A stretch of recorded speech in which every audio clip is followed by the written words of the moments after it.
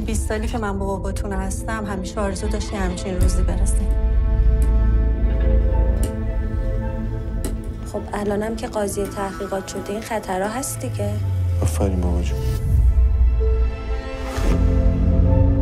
بدشانسی این شلوغی ها همزمان شده با شروع کار من تو این شهر. تو هم شعار دادی؟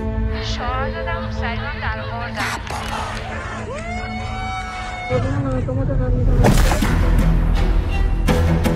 اینو بهم بدن من حفاظت شخصی. برای چی؟ حفاظت از خودم. جلوی چشام دوستامو کتک زدن گرفتنشون. خودم میدونم چی بگم چی نگم. دیگه برای من تعیین تکلیف نکنی ها. به خدا میذارم از این خونه میرم. از یه سری اوباشی که تمام مسئلهشون لخ شدن تو خیابونه حمایت میکنی؟ اصلا به عنوان پدر نه، به عنوان کارشناس که اندازه سن تو این سیستم بوده بهتر از تو نمیدونم چه خبره؟ نه. چون توشی.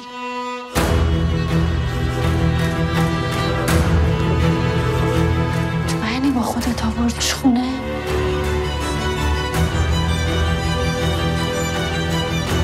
نگرانی خانوادت بفهمن چی کاره ای؟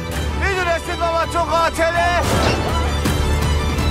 تو خونه خودم احساس ناامنی میکنم.